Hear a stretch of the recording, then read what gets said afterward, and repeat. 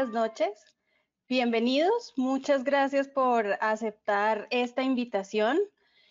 Hoy contamos con dos especialistas en el área de vacunas. La idea que tenemos para este webinar es poder hablar con ustedes un poco acerca de la enfermedad meningocócica. Queremos tratar algunos temas sobre la enfermedad y su prevención, y también queremos ahondar en algunos temas de vacunación.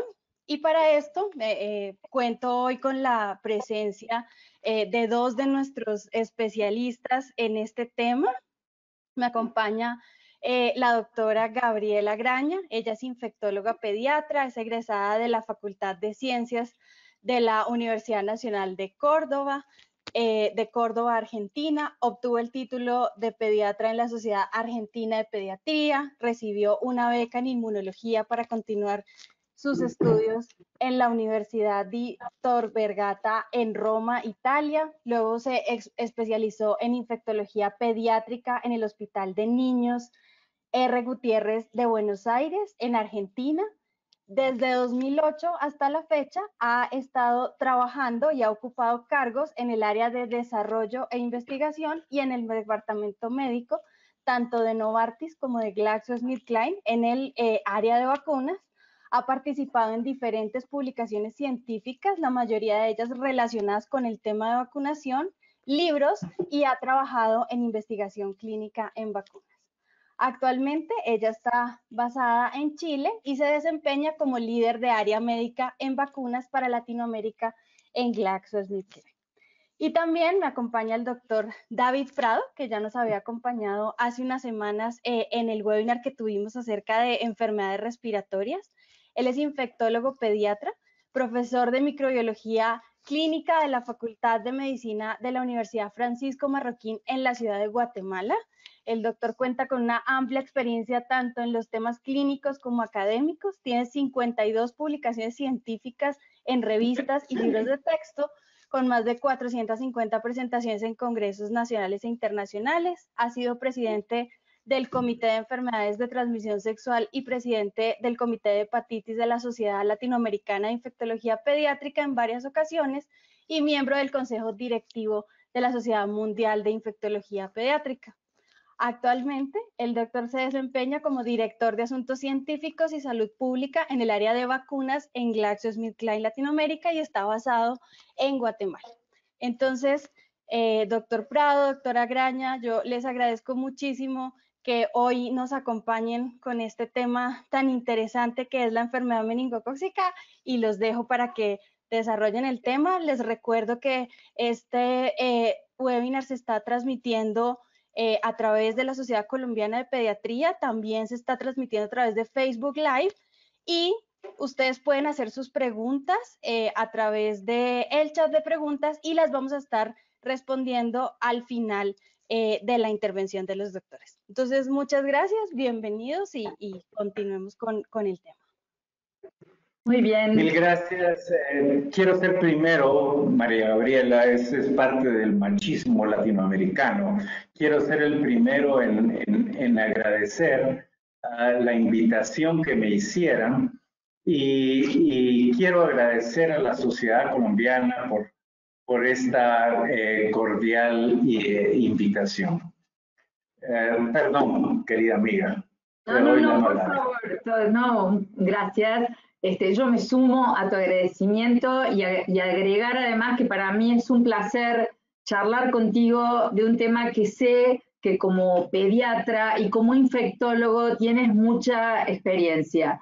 Así que, si me permites, me gustaría empezar haciéndote algunas preguntas sobre la clínica. Nos vamos a concentrar en la enfermedad, en la meningitis, y nos vamos a concentrar en la meningitis bacteriana, porque como tú sabes y como la audiencia sabe, hay muchas causas, tanto microbiológicas como hasta químicas o hasta oncológicas que pueden producir meningitis. Por eso voy a acotar un poco el tema y te quiero preguntar, en tu experiencia, ¿cuáles son las bacterias que más frecuentemente producen meningitis en los niños, fundamentalmente?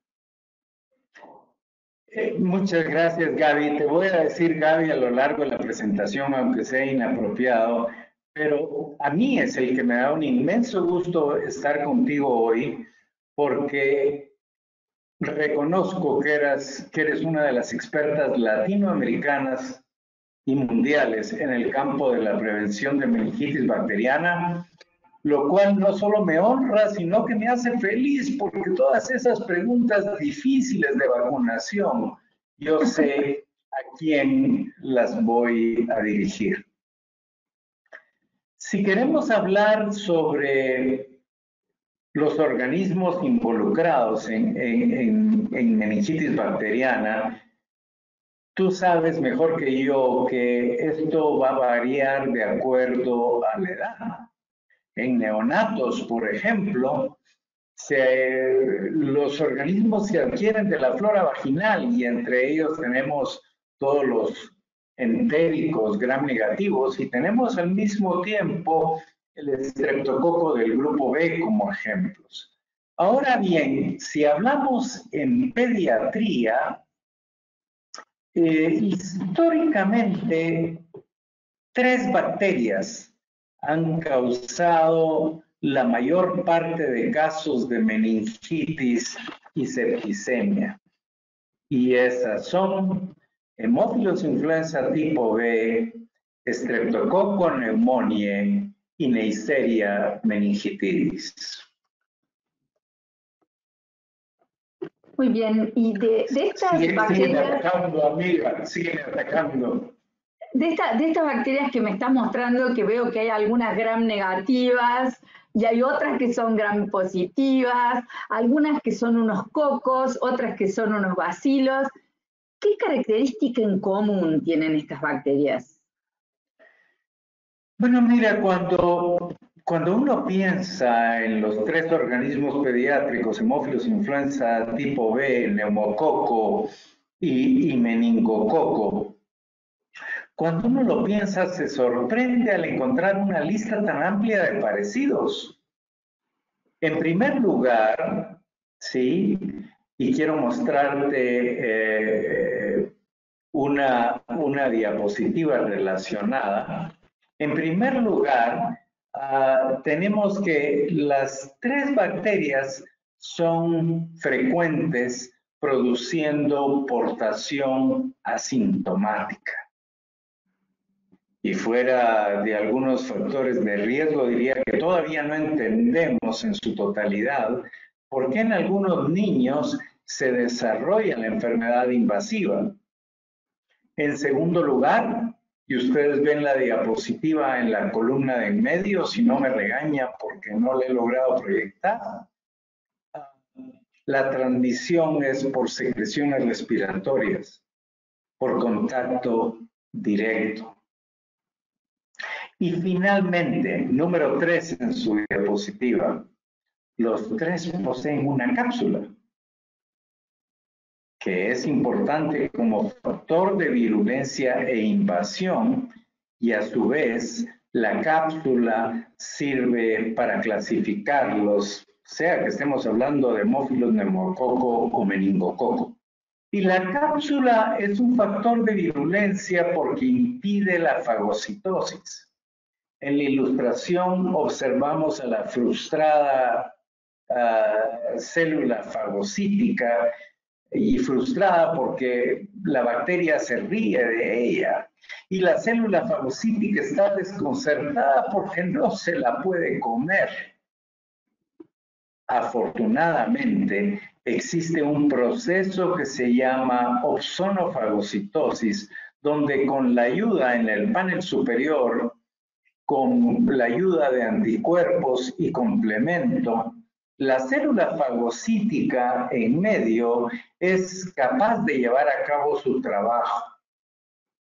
En el panel inferior está feliz.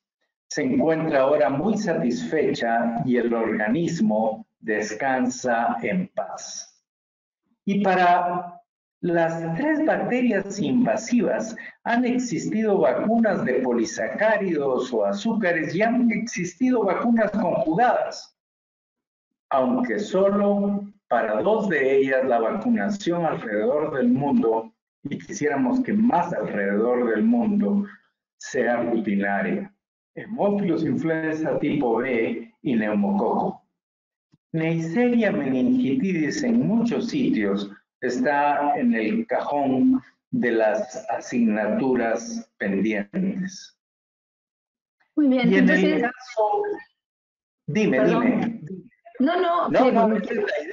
La idea es que aquí los ataquemos indiscriminadamente. Dime. Porque, no, yo estoy viendo acá que me muestras que las 3 bacterias tienen una cápsula, me cuentas que esta cápsula es inmunogénica, perdón, que causa la invasividad, pero bueno, a su vez...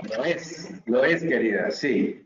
Pero a su vez es inmunogénica, pero me estás diciendo, me dijiste algo de vacunas de azúcares polisacáridas y me dijiste algo de vacunas polisacáridas pero conjugadas. Y quiero entender muy bien por qué fue necesaria la conjugación, por qué necesitamos unir una proteína a este azúcar de la cápsula, si la cápsula tiene el polisacárido y el polisacárido era inmunogénico, ¿por qué hubo que agregar algo y conjugar? Mi querida amiga, yo solo te quiero recordar que yo soy el segundo preguntando. Mientras más aumentes la complejidad de tus preguntas en esta primera parte, mayor será, con el amor que te tengo, mi venganza. Pero está bien, sí. En las vacunas conjugadas, el polisacárido está unido a una proteína. Las vacunas conjugadas, el polisacárido es un poliinmunógeno, las proteínas maravillosas, y pueden producir mejor protección y ser efectivas en niños pequeños. Dime, no sé si esto contesta tu pregunta, sigue en ese ataque indiscriminado que estás queriéndome hacer. La contesta, pero la contesta parcialmente, David, porque siempre es bueno aclarar esto de lo de los niños pequeños. ¿Me puedes explicar un poco cuál es esta diferencia entre la respuesta inmune T dependiente por timo dependiente versus la respuesta inmune de linfocitos T independientes? ¿Qué es ese tema inmunológico que me obliga a conjugar vacunas con una proteína en los menores de 2 años? Claro, y T dependiente, T independiente, pues sí, se refiere a timo, pero también se refiere a linfocitos T. Y creo, querida amiga, que parte de la confusión ocurre por nuestros paradigmas mentales. Porque de niños nos enseñaron que eso de la independencia era bueno, era lo mejor, tu país se hizo independiente. Y ahora de viejitos hasta nuestro terapeuta nos dice que la dependencia no es buena, esa codependencia puede ser nefasta y que la independencia es mejor. Sin embargo, cuando hablamos de respuesta inmune, una respuesta independiente del linfocito T o timo dependiente o timo independiente, significa que no involucraste suficiente al linfocito T o no lo involucraste. Respondiste con anticuerpos gracias a que involucraste al linfocito B, pero de pronto escapaste algunas de las acciones benéficas del linfocito T y de una manera o de otra ves una diferencia entre las respuestas T independiente y T independiente producidas por los diferentes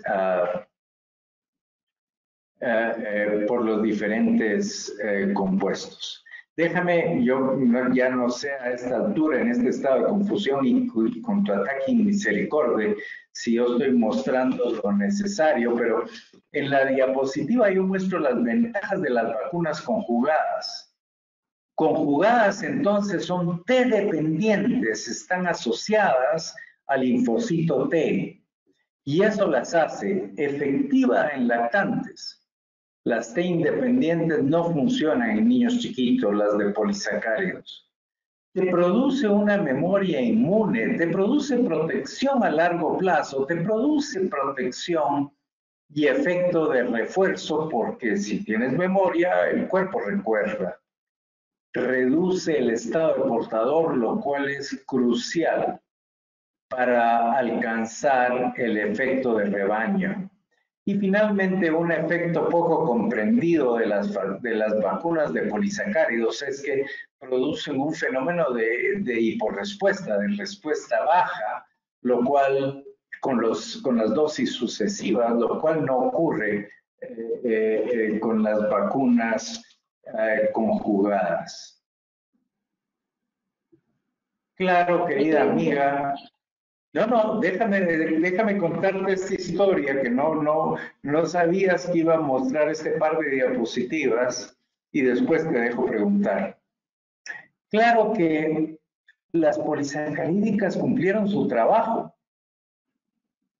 y lo siguen cumpliendo de alguna manera, porque todavía hay vacunas polisacáridas para estos organismos. Y en la foto ves a mi hijo David, del cual yo estoy enamorado, tómenlo bien, es mi mejor amigo. La semana entrante cumple 37 y recuerdo estando en Houston cuando los pediatras me dijeron que había que ponerle la primera polisacarídica contra Haemophilus influenza tipo B. Ya tenía la edad, ¿sí? Y la recibió. Pero tú no sabías, y me robé estas fotos, amiga, pero tú sabes cuánto te respeto y te quiero. Y este es tu hijo Ramiro, que un tiempo después fue de los primeros en recibir ya la vacuna conjugada. Tenemos dos hijos, tú y yo, en dos momentos históricos importantes y en dos logros de la vacunación. No despreciemos las vacunas polisacarídicas. Los genios aprendieron que la conjugación con proteínas era mejor, pero todas las vacunas han cumplido un deber a lo largo de la historia. Muchísimas gracias por traerme. Te emocionaste a ver a Ramiro, no esperabas eso. Por traérmelo a Ramiro cuando era bebé, ahora ya tiene 26 años Ramiro, así que bueno. Así que no bueno. tienes de 37 como yo, eres muy jovencita, amiga. Pero sin embargo, David, tenemos muchas experiencias en cuanto a la clínica que hemos visto juntos, así que te voy a dejar descansar un poco con las vacunas y te voy a dar revancha, que espero que seas misericordioso cuando aparezcan tus preguntas, y te voy a llevar a que nos compartas algo que vos sí tenés mucha experiencia, y es que nos cuentes un poco sobre la enfermedad meningocócica y nos compartas tu experiencia con esta enfermedad. Experiencia compleja.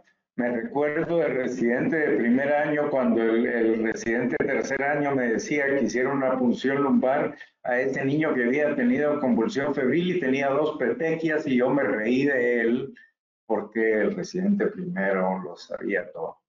Pero bueno, no me dejes perderme porque yo cuando estoy relajado y contigo siempre estoy relajado, me pierdo. Dime, ¿con qué quieres que empiece? ¿Quieres que empiece hablando de tipos de meningococo? ¿Quieres que empiece hablando de su importancia? ¿Qué quieres? Mira, yo diría que podríamos empezar a dar un vistazo a la enfermedad por meningococo en sí, si te parece. Claro, dime. Alguien habla en el fondo, pero me encanta porque eso le da un ambiente de que estamos relajados. ¿Ves?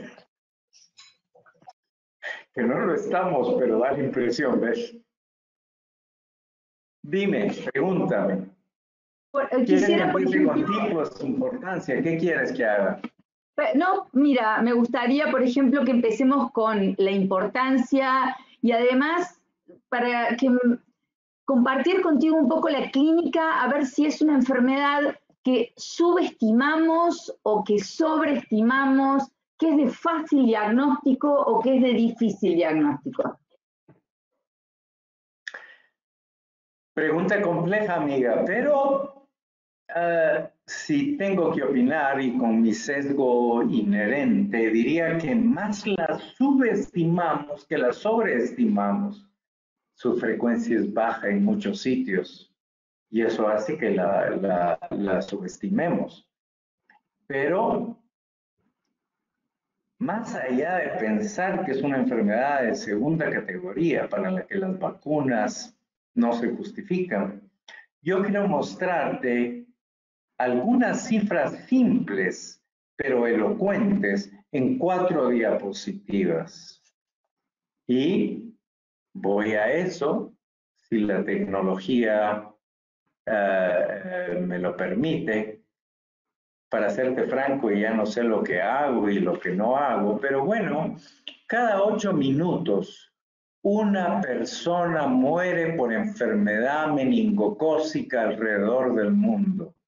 8 minutos, una persona. Y la enfermedad puede matar, siguiendo con los números, en 24 horas. Y con frecuencia no se diagnostica correctamente.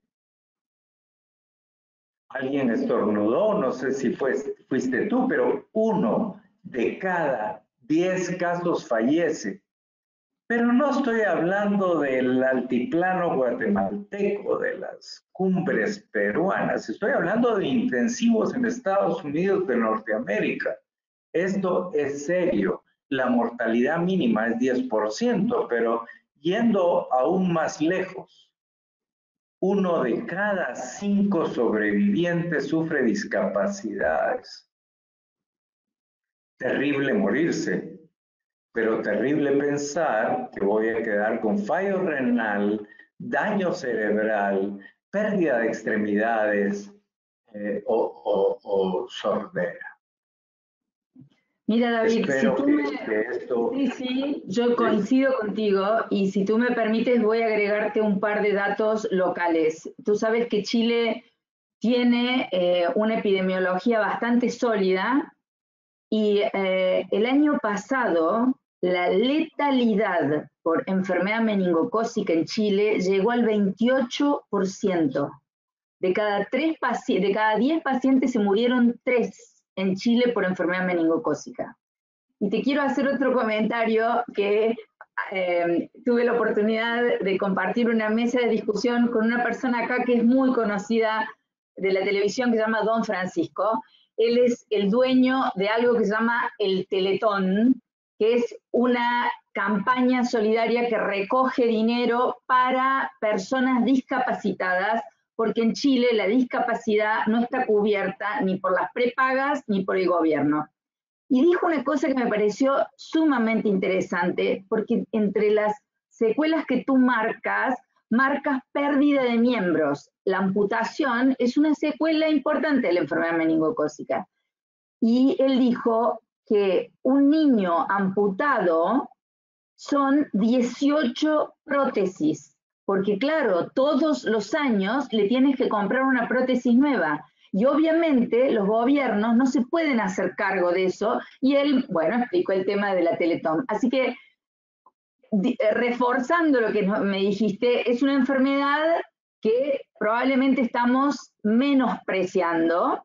Es una enfermedad con una letalidad alta, que tiene secuelas, pero coméntame, ¿cuál es la población? ¿Hay personas que tienen más riesgo? Porque es una enfermedad rara, no es una enfermedad que veamos frecuentemente. ¿Hay algún grupo de pacientes que tienen más riesgo que otros de tener enfermedad meningocócica?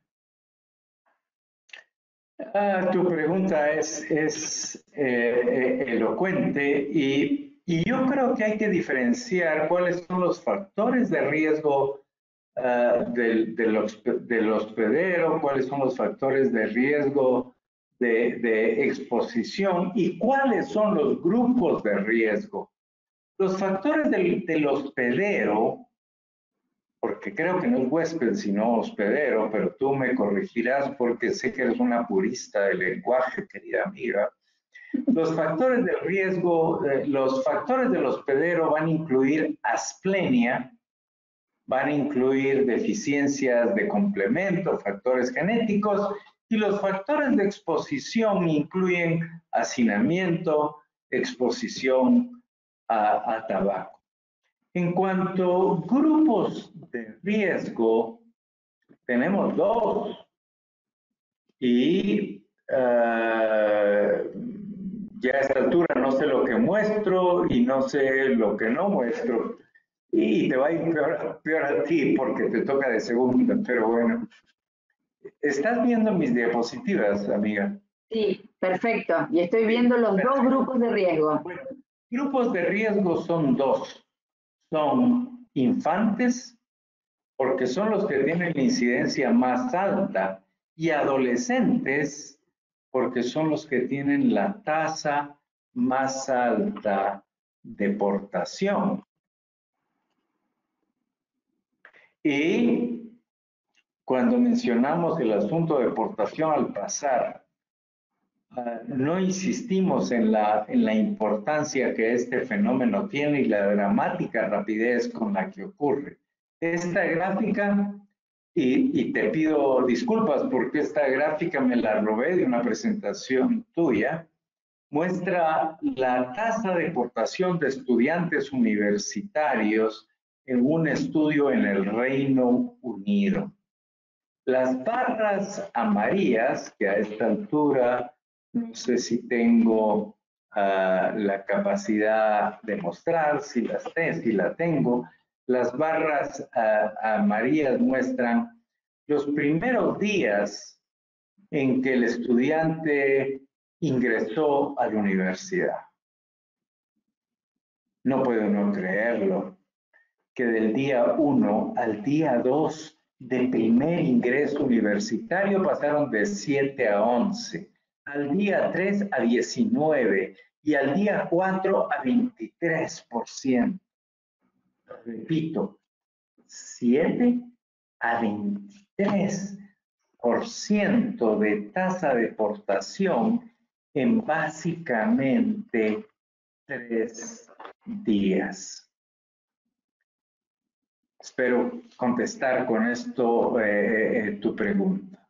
No, claramente, y es sorprendente cómo se incrementa el porcentaje de portadores con, supongo, la convivencia, ¿no es cierto? Sería uno de los motivos, el hacinamiento.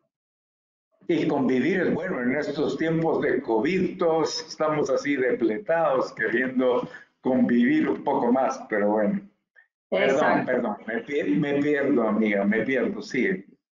Bueno, mira, la verdad es que yo seguiría preguntándote, pero vamos a ir cerrando un poquito algunas preguntas contigo, porque hemos visto que las subestimamos, hemos visto que hay factores de riesgo y hay grupos de riesgo, pero te quisiera preguntar, ¿por qué es tan malo el pronóstico? ¿Por qué una enfermedad, a pesar que los antibióticos han avanzado, el diagnóstico uno lo puede hacer precozmente, ¿por qué las intervenciones médicas no logran detener el daño de esta enfermedad? Pregunta muy inteligente y me parece que hay una razón en particular. Y esa razón en particular, te pregunto porque entro en pánico escénico, ves mis diapositivas. La veo perfecto, veo la progresión de la enfermedad. Sí. Maravilla, sí. Bueno, y la razón en particular es la muy rápida progresión de la enfermedad. Lo típico es que en las primeras 8 horas que tú ves en la diapositiva, tienes una serie de síntomas tempranos, inespecíficos, que pueden perderte, que pueden sugerir condiciones menos serias. En las segundas 8 horas, el meningococo se reproduce rápidamente y ahí aparecen algunos de los síntomas que conocemos bien, las erupciones hemorrágicas, los síntomas meningios, la rigidez de cuello. Ya no te debieras perder mucho ahí. Empiezas a ver estos casos dramáticos como esta niña de 4 meses que tiene lesiones hemorrágicas y hasta necróticas en miembros inferiores y en manos. Aquí hay un detalle de la imagen de las manos donde ya miras esos dedos negritos que como médico te dan tanto dolor y te angustian tanto. ¿Ves estas lesiones a veces? Y por favor no vayas a preguntarlo durante las preguntas y respuestas porque no sé la respuesta, pero ves estas lesiones necróticas muy angulares, con ángulos muy bien definidos que empiezan a aparecer, y es muy obvio para ti, para mí y para todos que este pie pálido tiene problemas de irrigación. Y claro, puedes ver las lesiones hemorrágicas, necróticas, clásicas en miembros inferiores, igual que este pie que al mismo tiempo que es violáceo, miras un compromiso en la irrigación. Eso eran las 9 a 15 horas, pero después entras en estas 16 a 24, donde el paciente puede estar inconsciente, convulsionando, con choque séptico.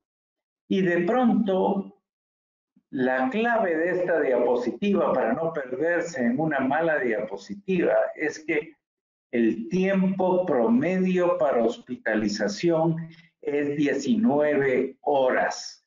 Cuando el paciente desarrolla estos síntomas, el paciente apenas puede estar siendo ingresado y las intervenciones con frecuencia entonces no van a ocurrir hasta que han aparecido síntomas tardíos específicos. Espero que conteste tu pregunta, querida amiga. Sí, mira, es sumamente claro, David, y yo creo que ambos hemos tenido oportunidad de ver casos de meningococo y los pediatras que nos acompañan seguramente algún caso han visto y vemos que es una enfermedad que quema etapas, que las petequias nos aparecen con el chico en la emergencia y que además, como tú dices, al principio se confunde con un cuadro viral. Y quiero recordarte algo que vivimos en la década del 90, yo no sé si, pero nosotros tuvimos un aumento en un momento de, tú sabes que los serotipos van cambiando, en ese momento fue un aumento de B y tenía como rasgo un rash evanescente que te confunde, no era petequial, era solamente un rash evanescente, la madre te lo contaba, y después aparecían las petequias, porque eso es lo que quiero recalcar, ya que tenemos pediatras en la audiencia. Las petequias aparecen 9 a 15 horas después. O sea, ya estamos llegando un poco tarde al diagnóstico. Y voy a recordar otra cosa, cuando fue el brote de W acá en Chile, que hay una doctora que es la doctora Gabriela Moreno, que hizo una espectacular publicación, y gracias a esa publicación el Reino Unido se alertó cuando empezaron a tener los casos de W, porque el W debutaba con diarrea, debutaba con síntomas gastrointestinales. Un niño, un lactante, un chico de 1 año con fiebre y diarrea, ¿qué hace uno en la guardia? Lo manda a la casa, da pautas de alarma y lo manda a la casa. Y cuando vuelve a las 9 horas, bueno, claramente estamos un poco tarde. Así que coincido totalmente y gracias por responder mi pregunta, David. Y ahora vamos a pasar al tema vacunas y me gustaría, después de lo que tú me presentaste, de la posibilidad de que los lactantes son riesgo porque tienen la mayor incidencia, que los adolescentes son riesgo porque portan la bacteria y son portadores. Y me dijiste que las vacunas polisacáridas conjugadas pueden eliminar este estado de portación y ya lo vamos a charlar un poco más adelante. En tu opinión, David, ¿cuál es la edad donde uno debería indicar las vacunas de meningococo? Bueno, te voy a decir que estoy encantado con esta presentación, que la habíamos concebido como parte preparada, pero con tus observaciones brillantes, las cosas van más allá de la preparación previa. Y dos comentarios quiero hacerte primero en relación a lo que hiciste. Y el primero es esa evolución tan rápida y tórpida. Y sí, otra vez recuerdo ser residente primer año, una convulsión febril en emergencia, el niño con 2 lesiones que podían ser petequias y el residente de último año diciéndome, hazme una punción lumbar, y yo viéndolo con cara de ¿qué estás diciendo? Es una convulsión febril. Y era en realidad una meningitis meningocócica. Y en relación a W, fuera de que W ha hecho tiene estas clonas hiperagresivas, W, que tú mencionaste otras manifestaciones, es típico por producir cosas que nunca esperas. O sea, estás hablando de un tipo de meningococo que igual te produce una artritis séptica, una epilotitis o un síndrome diarreico como el que estás mencionando y te mueve el piso absolutamente. Pero no me dejes perderme, yo necesito, y mi esposa lo sabe, mi mamá lo sabía, siempre necesito que me lleven al orden. Y quiero tratar de contestar esa pregunta que me hiciste de cuándo vacunar y cómo vacunar. Y yo te diría que para recomendar esquemas o edades ideales para vacunar, lamento decirlo públicamente, no hay verdades escritas en piedra. Las recomendaciones debieran responder a la epidemiología local o a la epidemiología del país, a nuestros objetivos. Mientras que en Estados Unidos de Norteamérica deciden vacunar a adolescentes. Y eso es el foco para las dos vacunas, digo, la vacuna cuadrivalente y la de meningococo de tipo B. En el Reino Unido han decidido que ellos, por su epidemiología, vacunan niños pequeñitos contra meningococo tipo B. Al año ponen, y tú me corriges porque sabes de esto, meningococo C con Haemophilus influenza, y ya más adelante en adolescentes ponen cuadrivalente. Son esquemas totalmente diferentes basados en la epidemiología local. Cuando nosotros vemos la epidemiología colombiana, nos damos cuenta de que esto es 2019.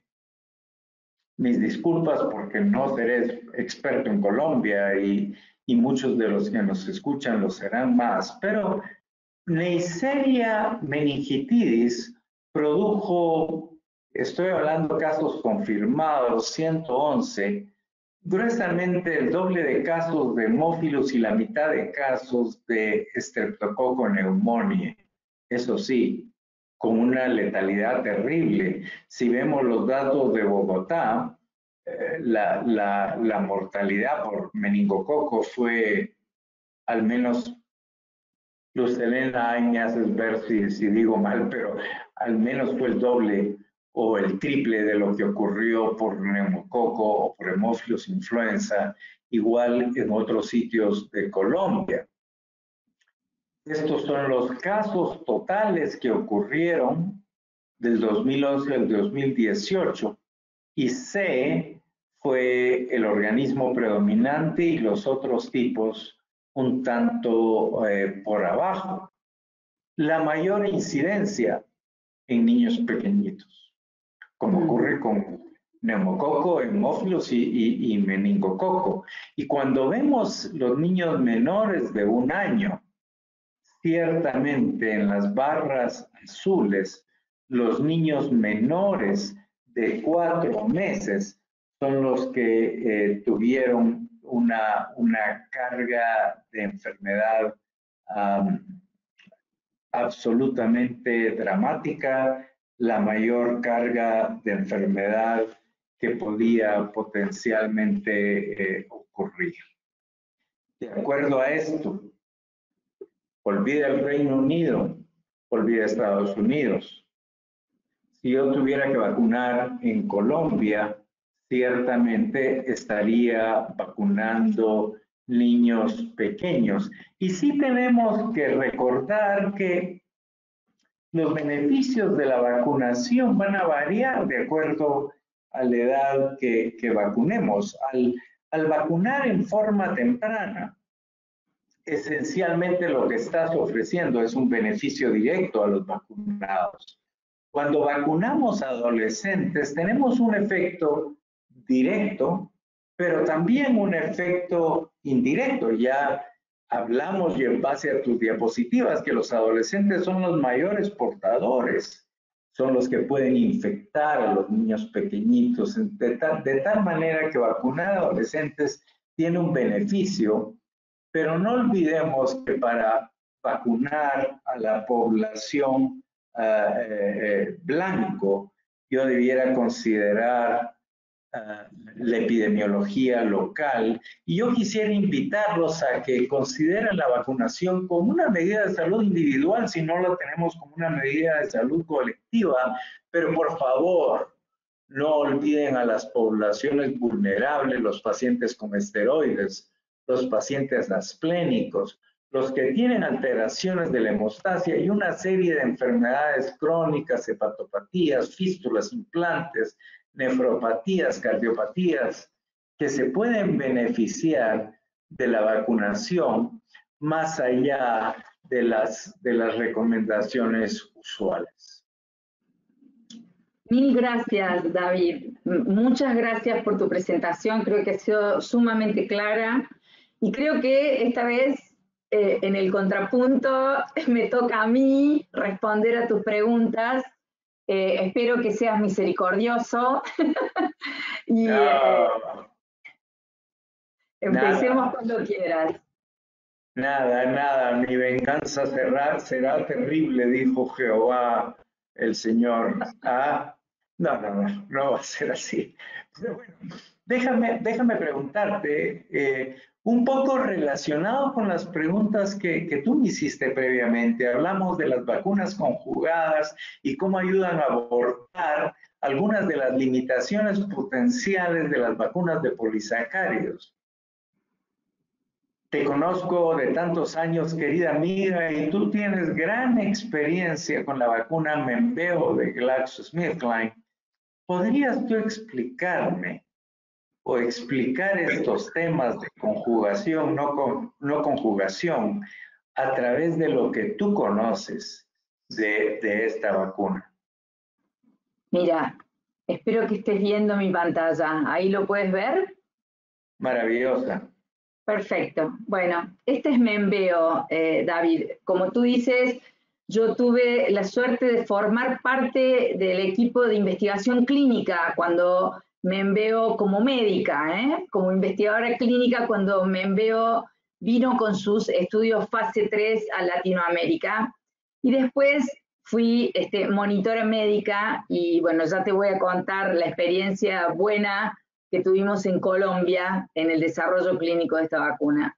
Pero Membeo fundamentalmente es una vacuna meningocócica conjugada, es decir, el polisacárido de la cápsula de los meningococos A, C, W e Y se conjugan con una proteína transportadora que en el caso de Membeo es importante decirte que es una proteína que se llama CRM, y esta CRM 195 es un toxoide diftérico, pero detoxificado naturalmente, porque es una mutación del toxoide diftérico. Entonces, no produce toxicidad, pero sí produce inmunogenicidad de esta timo dependiente que tú también nos explicaste.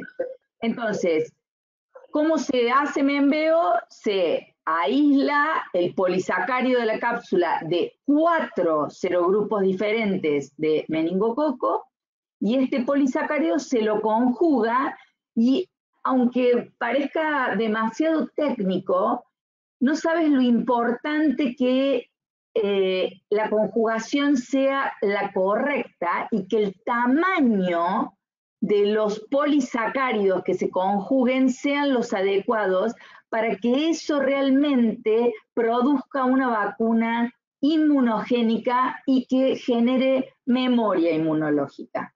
Esto es Bexsero, se presenta en vial, es decir, vienen 2 botellitas y en la parte líquida están los polisacáridos del C, W e Y.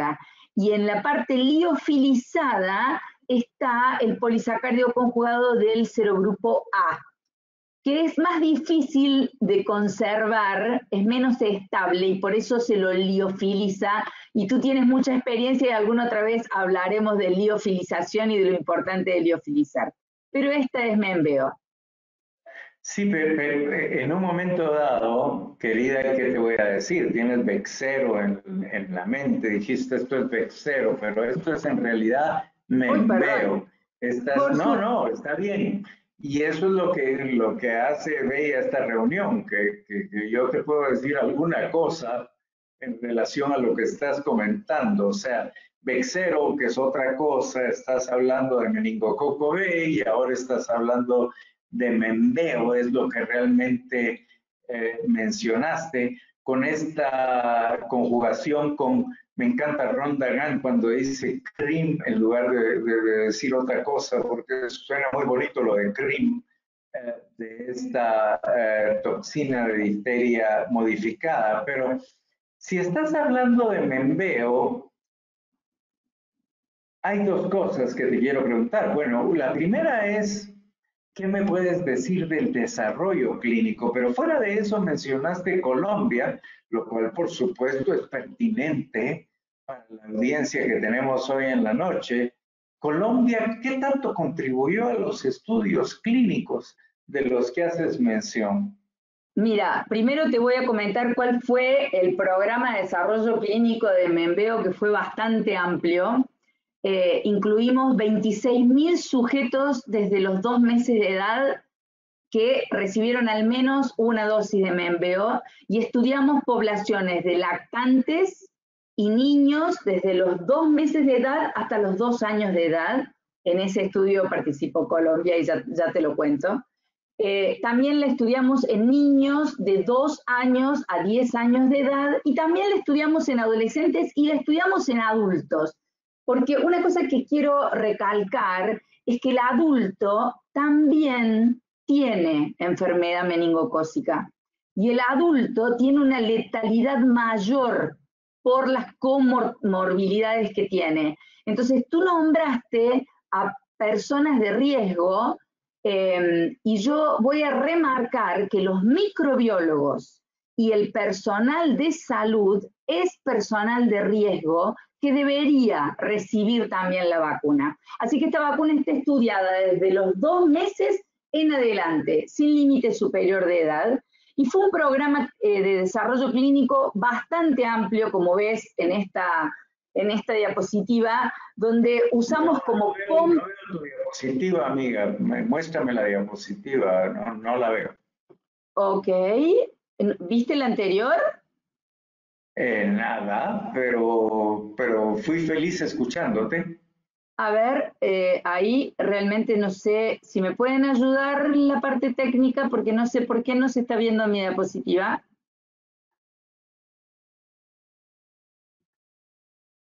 Yo estoy viendo Dale la... ahora, doctora. ¿Ahí? No. No la ven. Entonces debería apretar... Un segundo, vamos acá. Eso, pásame de nuevo la posibilidad de mostrar mi cámara, gracias, mi screen, eso, gracias. ¿Ahora sí la ves? Perfecto, perfecto. Muy bien. Entonces, esto fue lo que te conté recién, cómo desarrollamos nuestro programa, y concretamente es para mostrarte que usamos varias vacunas comparadoras que ya estaban aprobadas, y usamos vacuna de polisacárido, usamos vacuna que se conjugaba a toxoide diftérico, pero este toxoide diftérico desnaturalizado con formaldehído. Y no solamente que usamos estas vacunas comparadoras, sino que además la administramos concomitantemente con todas las vacunas de la infancia y también del adulto y del adolescente, incluidas, como puedes ver en esta diapositiva, vacunas del viajero. Yo te diría que en el desarrollo, en mi experiencia de desarrollo clínico de vacunas, es una de las vacunas que la hemos estudiado en administración concomitante con absolutamente todas las vacunas. El desarrollo el estudio en el que participó Colombia fue este que tú ves acá abajo, que se llama B59P14. Ese estudio lo hicimos con el doctor Pío López en Cali, y incluimos más de 1000 niños y estudiamos la seguridad de Menveo coadministrada con las vacunas de la infancia. Y el otro investigador clínico que también es muy amigo tuyo fue el doctor Miguel Treñagui, que formó parte de ese estudio, y la parte de inmunogenicidad se hizo en Argentina con el doctor Treñagui. Entonces en la publicación está el doctor Treñagui y el doctor Pío López. Así que Colombia realmente contribuyó muchísimo en el desarrollo clínico de Menveo. Como puedes ver, también la estudiamos en coadministración con DTPA, nuestra vacuna Boostrix, también por supuesto con las vacunas de neumococo conjugadas.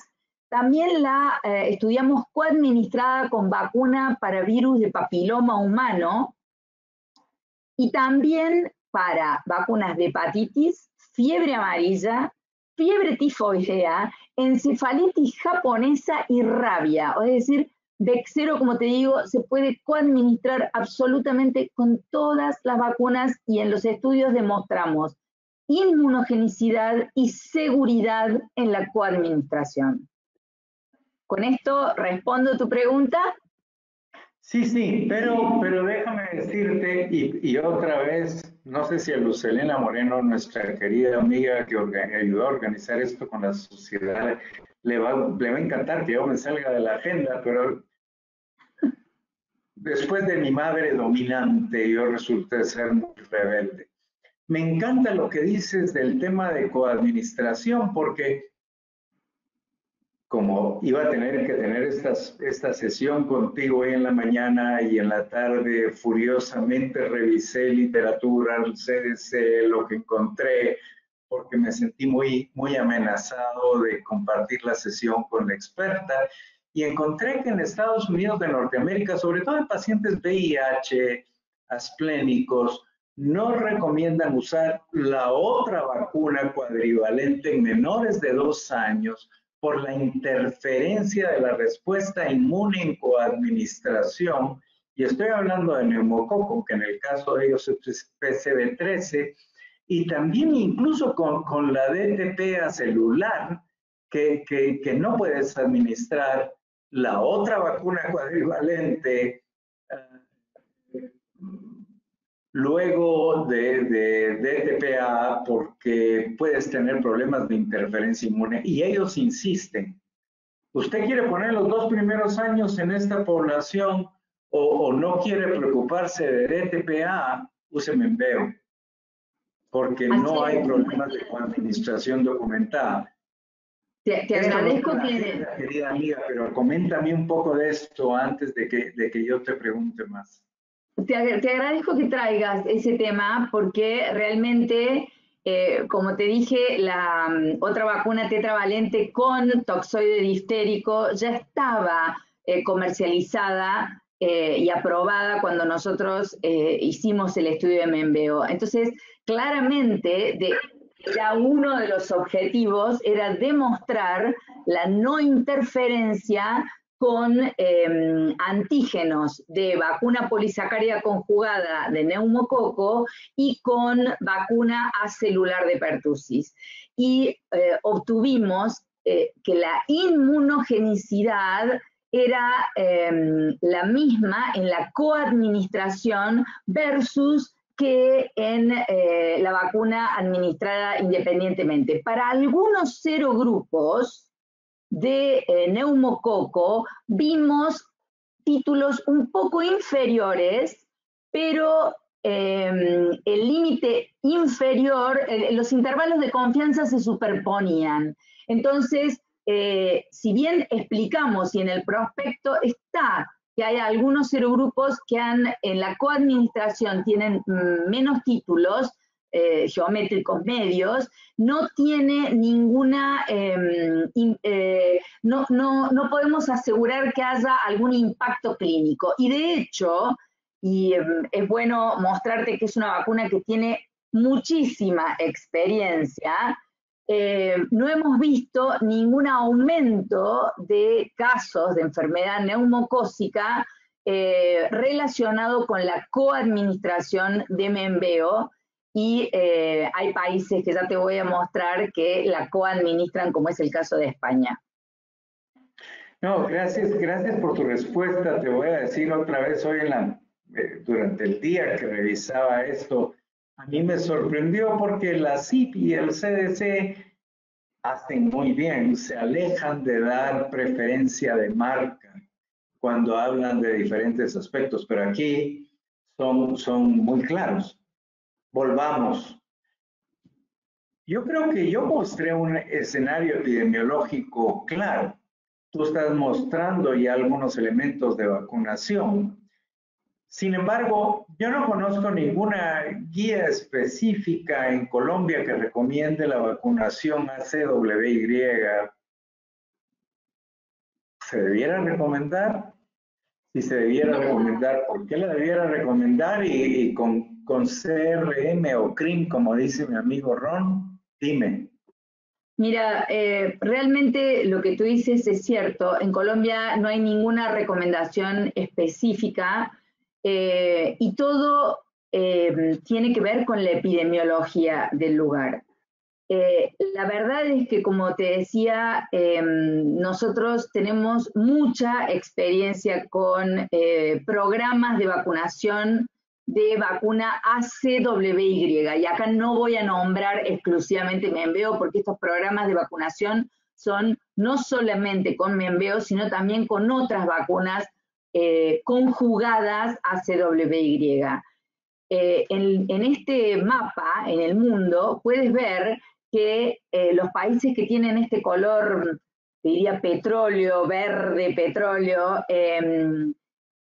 son países que tienen incluida la vacunación ACWY en sus programas nacionales de inmunización, como es el caso de Estados Unidos, Argentina, Chile, en nuestra Sudamérica, España, Reino Unido, Italia, los Países Bajos de Europa, Australia y Nueva Zelanda. Esos países, hay 15 programas en total de inmunización nacionales que tienen incluida esta vacuna. Y yo creo que claramente la tienen incluida porque su epidemiología les marca que tienen una incidencia importante, y Chile en Sudamérica fue el primer país que la introdujo a raíz que no fue un brote en realidad, fue un aumento de la incidencia de 0.4 casos por 100.000 habitantes,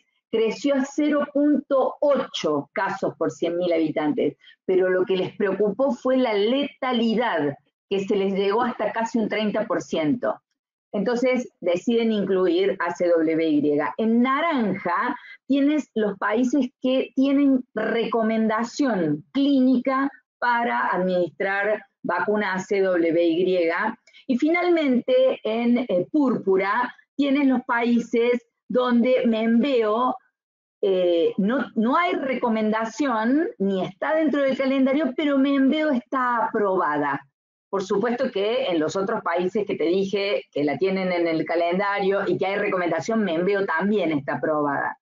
Así que, como tú puedes ver, el caso de Colombia es un país donde Membeo está aprobada, pero no hay ni recomendación nacional ni programa, ni está en el programa. Pero claramente, volviendo a lo que tú dijiste, uno puede hacer medicina individual y tu recomendación de edad y lo que ya dijiste me parece que avala lo que uno como pediatra tiene que tomar su decisión en el consultorio. Y te quería contar además... ¿Sí? Sí, dime, perdón. No, que siguiendo con tu razonamiento de esta segunda población, porque hablamos del lactante, claramente hay que vacunar al lactante porque es el que tiene la mayor incidencia, porque es el que puede quedar secuelado, por esto de las 18 prótesis que yo hablaba recién a medida que el chico va creciendo, etcétera. Pero tú marcaste una cosa muy importante que es el adolescente.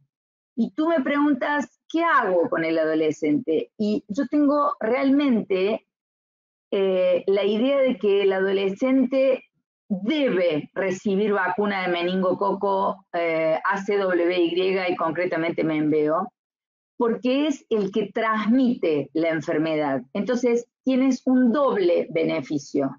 Yo te comenté que la letalidad en el adulto mayor es realmente mayor que en todos los grupos etarios por las comorbilidades.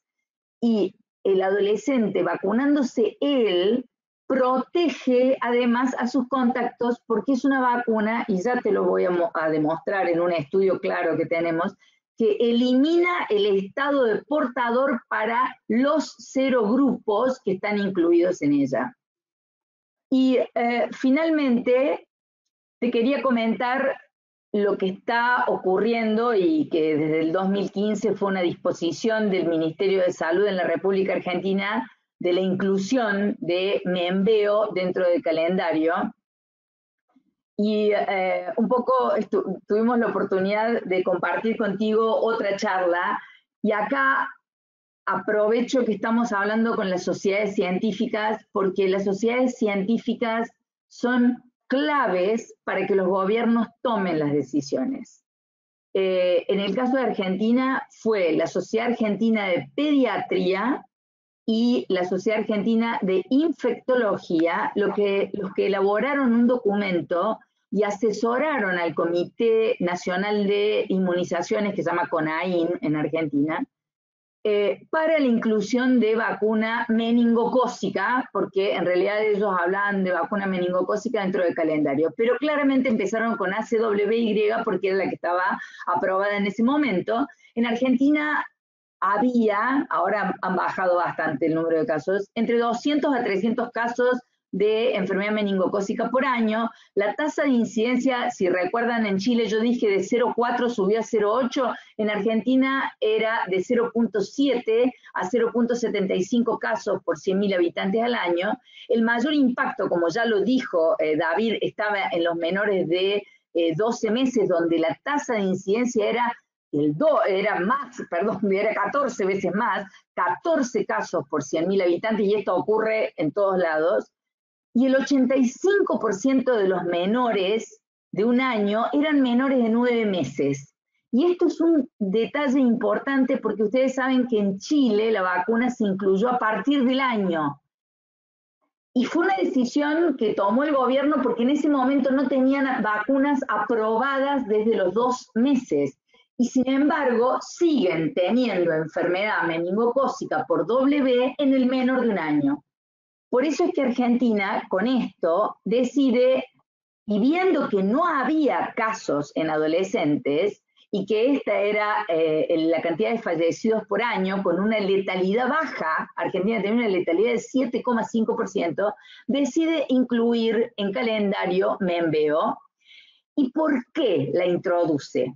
La introduce en el 2017 con un esquema 2+1, que lo coloca a los 3, a los 5 y a los 15 meses de edad, pero incluye al adolescente, por esto que yo les marco, porque el adolescente beneficia eliminando su estado de portador al adulto mayor y al niño que no va a recibir el programa, porque vamos a empezar con chicos de 3 años.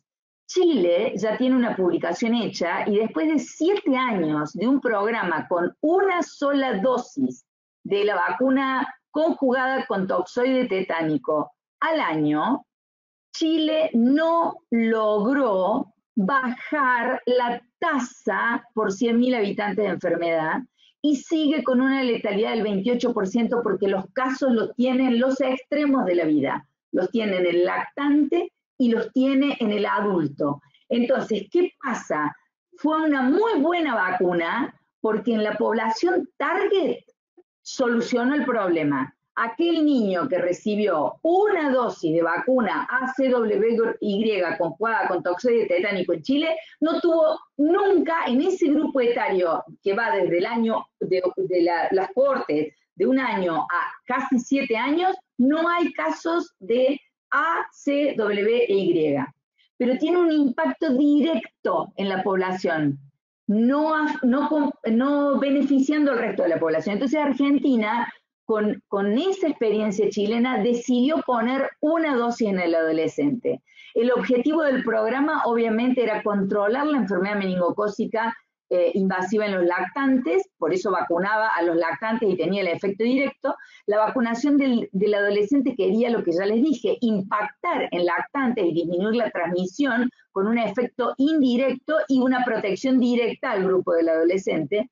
Por supuesto, disminuir la muerte y las complicaciones que David ya explicó claramente cuáles son y lo grave que son. Y obviamente querían llegar a un objetivo del 100% de la población target. No lo han logrado. Están con coberturas del 96, 92%, que para Argentina son excelentes. Este es el programa y hasta acá llego, David. O sea, si tú, la pregunta es, dime. Espero haberlo respondido. Recibí un mensaje de los organizadores diciéndome, en otras palabras, pero ya sabes que yo soy muy poco formal. El mensaje dice algo así como, ya entendimos que son muy buenos amigos y pueden hablar por horas, pero tenemos un tiempo limitado y queremos dejar tiempo para preguntas y respuestas. Y yo todavía quiero hacerte 3. Entonces, te voy a pedir que muy sucintamente intentes contestar, y me disculpo porque parte de las razones por las que no tenemos suficiente tiempo es porque yo hablo mucho. Pero bueno, quiero pedirte que muy brevemente me contestes unas cuantas preguntas. Luz Helena Moreno apareció por ahí, pero Luz Helena, ¿me dejas preguntarle rápidamente a Gaby unas 3 cosas, sí? Di que sí. Ella va a ser sucinta. Sí. La idea es que podamos, está súper interesante, claro. Solo queremos tener un poquito de tiempo para contestar algunas preguntas del público y poder finalizar. Puntual, mi querida María Gabriela.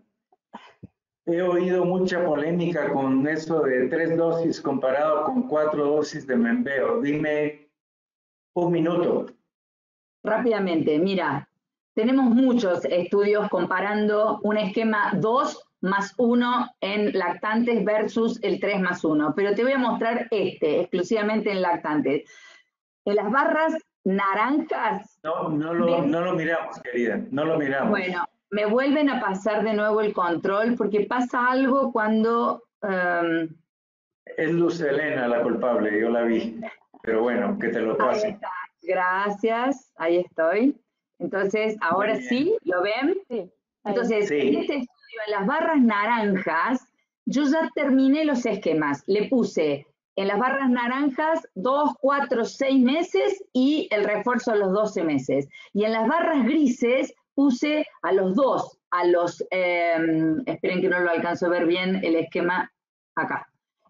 Lo puse a los 2. Ay, ¿por qué no te corres? Ahí está. Gracias. Lo puse en esquema 2 más 1 y le hice el refuerzo a los 12 meses. Y a todos les saqué sangre 1 mes después del esquema completo. Fíjense hasta tengo mejor respuesta con un esquema 2+1 para el A, para el C, para el W es exactamente lo mismo, el esquema 2+1 que 3+1, y bueno, el 99% de los chicos versus el 100% para el Y. Entonces, con estos estudios que también los hicimos en Colombia, porque este es para mostrar el esquema de 2, 6, 12 meses, y ese fue el P14 famoso que hicimos con Treña y el doctor Pío López. Ustedes ven que lo mismo, post 2 dosis o post 3 dosis, exactamente cuando hago el esquema primario, tengo hasta mejor respuesta cuando vacuné a los 2 y 6 meses que cuando vacuné a los 2, 4 y 6 meses. Así que con esto espero responder tu pregunta. Desde hace un par de años. Sigo rápidamente, Gaby. Dime. Tenemos claro aprobaciones en 60 países, utilizada en 15 programas nacionales de inmunización, pero dame algo real, no me des estudios, dame datos de vida real en Totalmente. que la vacuna tiene impacto y seguridad.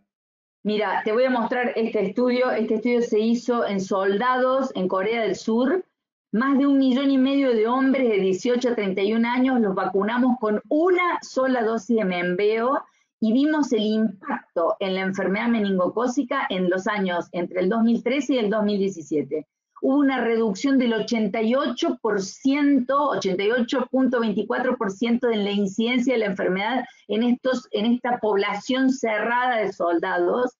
No hubo ninguna muerte desde que empezamos a vacunar con Menveo versus los años anteriores donde sí había habido muertes y no hubo ningún caso de A, C, W o Y. El único caso que hubo fue de un X y también hubo un caso de B, pero de los serogrupos cubiertos por la vacuna no hubo ningún caso y en este momento te puedo decir que la protección, porque ya llevamos 2 años posteriores de haber hecho el estudio, duró 2 años. O sea, de las cohortes seguidas nadie se enfermó y obviamente después de vacunar a 1,5 millones de soldados, el perfil de seguridad de esta vacuna, que es un perfil de seguridad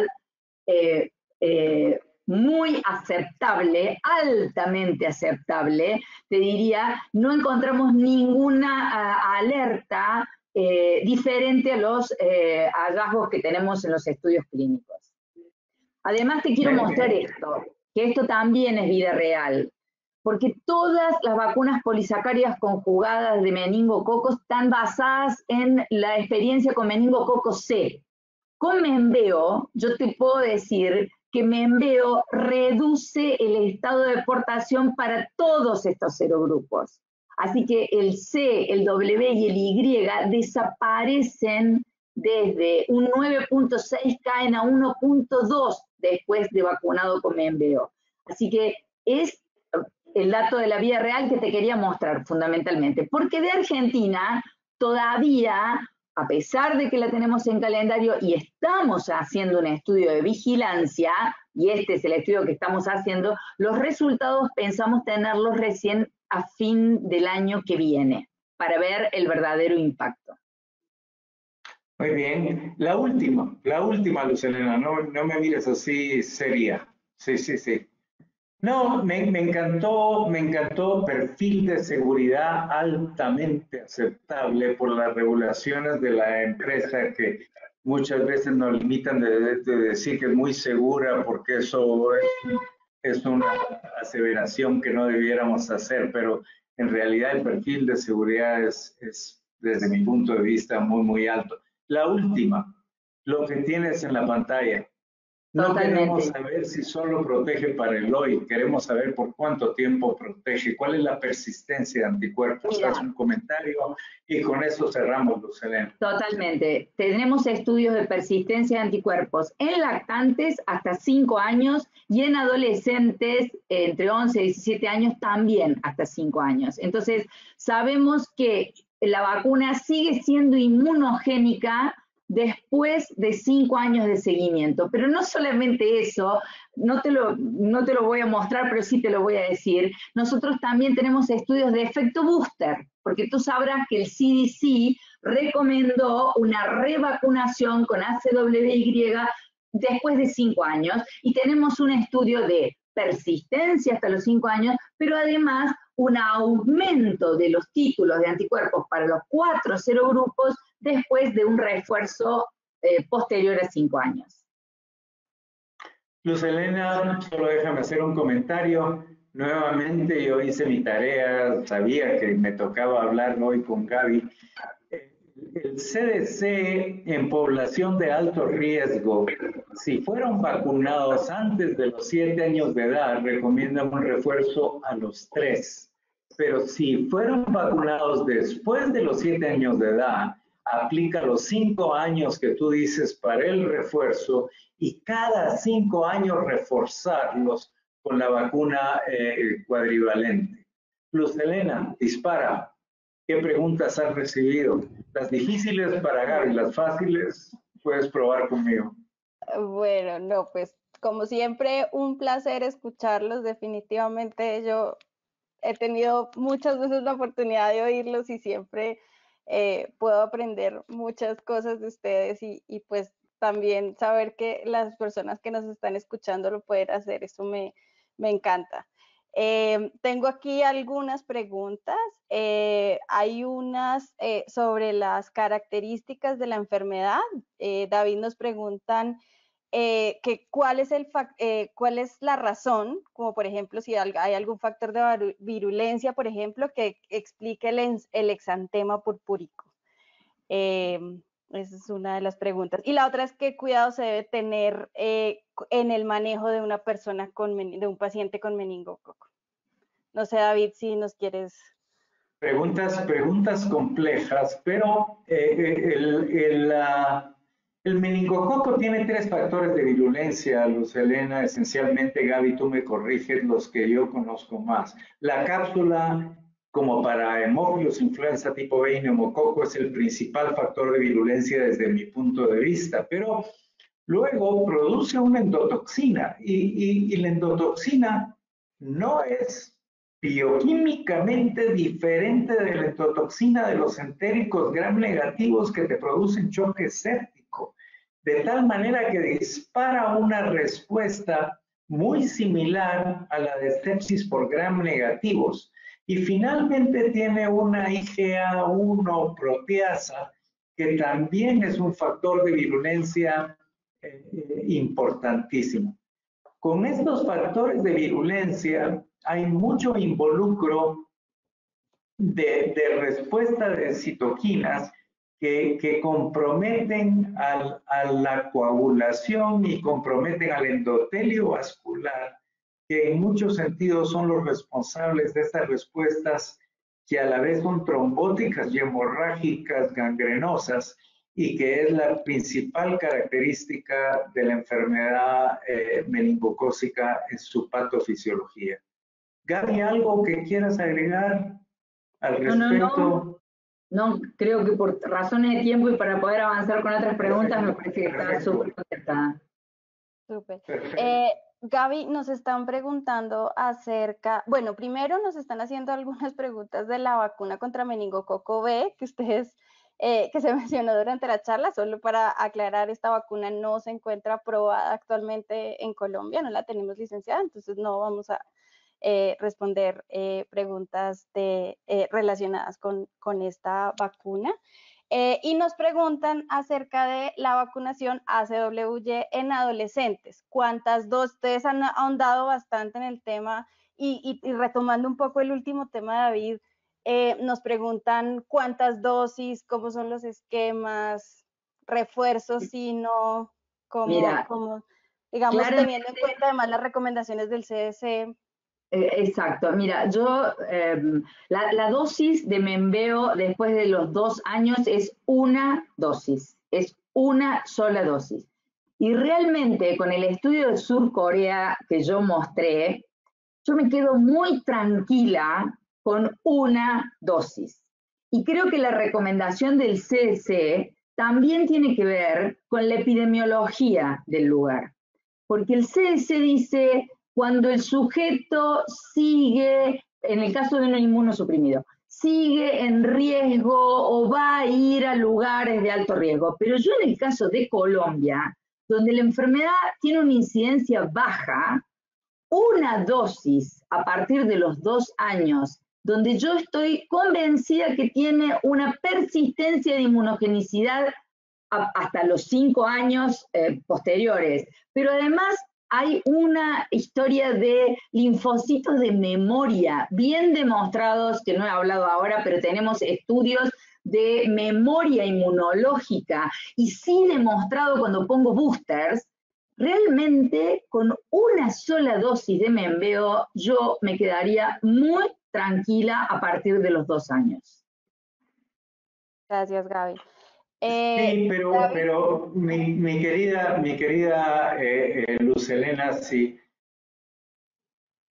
fuera de todo lo que dijo Gaby con mucha propiedad, parte de la pregunta específica es cuál es el esquema recomendado por el CDC para la vacuna cuadrivalente, y lo que el CDC recomienda es que a los 11 o 12 años o de 11 a 12 deben recibir una dosis de la vacuna meningocócica y después una segunda dosis a los 16 años. Por supuesto, pueden haber atrasos de la primera y demás, de tal manera que el intervalo mínimo entre las dosis es por lo menos de 8 semanas. Este es el esquema del CDC para la vacuna cuadrivalente. Fuera de eso, la que dijiste que no podíamos hablar, la meningococo de tipo B, ellos la recomiendan entre las 16 y 23 años de edad, idealmente recibirla entre los 16 y 18, la edad de mayor riesgo. Entonces, ese es el esquema, pero yo quisiera enfatizar de nuevo, lo que es cierto para Estados Unidos puede no ser cierto para Guatemala y para Colombia. Y tenemos que considerar la epidemiología local cuando consideramos vacunación. Sí, y vuelvo a insistir, Argentina incluyó a calendario una sola dosis de Menveo a los 11 años y no va a repetir ni va a poner refuerzo, va a poner una sola dosis. Y todos los estudios clínicos a partir de los 2 años están hechos con una sola dosis. Perfecto. Bueno, y te cuento, David, que aquí hay colegas tuyos de Guatemala conectados. Y ellos aquí nos están haciendo justamente preguntas sobre la diferencia. Sabemos que hay diferentes vacunas. Ellos, por ejemplo, nos dicen que no cuentan, por ejemplo, con Menveo en el país. Entonces nos dicen, bueno, si tengo otra vacuna, los esquemas de los niños son los mismos que ustedes han mencionado con Menveo, o cómo varían.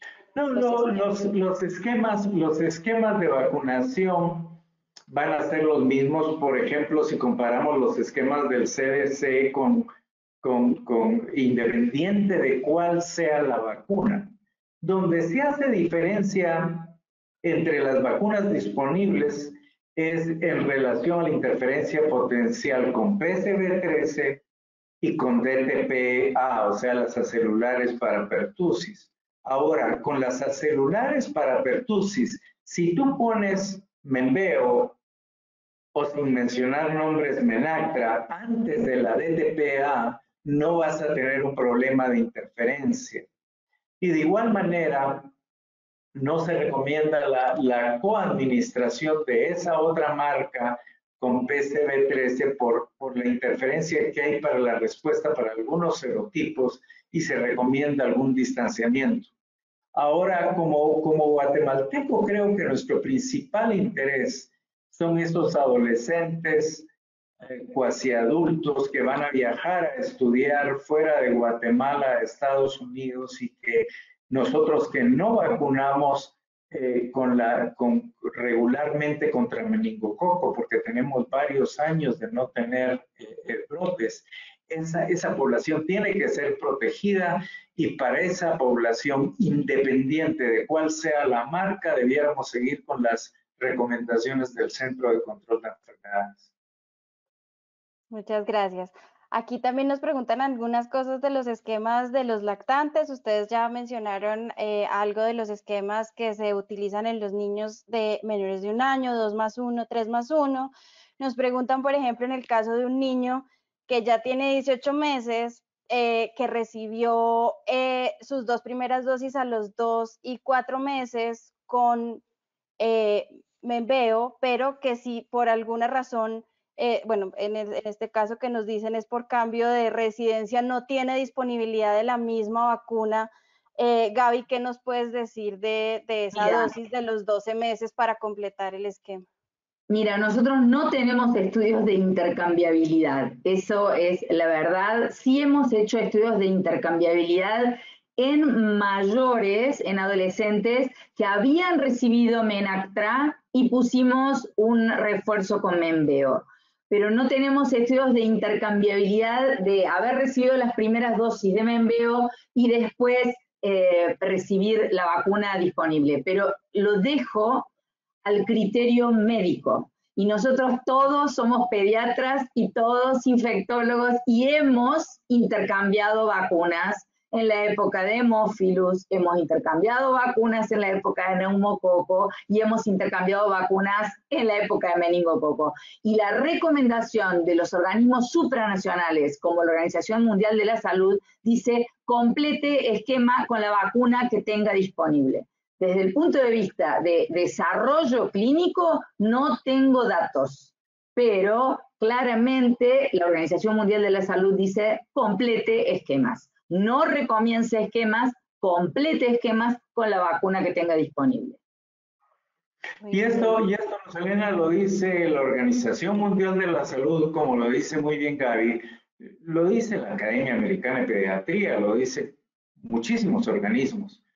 Siempre es ideal continuar la vacunación con la vacuna de la misma formulación que tenías antes, pero si no la tienes, no sabes cuál le pusieron, no tienes idea, solo tienes una vacuna en el refrigerador, colócala, porque es mucho peor la oportunidad perdida en que dejaste de vacunar a un sujeto que el intercambiar vacunas de rotavirus, papiloma, neumococo, meningococo, la que quieras. Vacuna siempre, cuando no sepas qué vacuna recibió o cuando solo tienes una disponible y al paciente le corresponde. Esto no es respuesta tipo industria farmacéutica, pero es la respuesta práctica que muchos organismos recomiendan.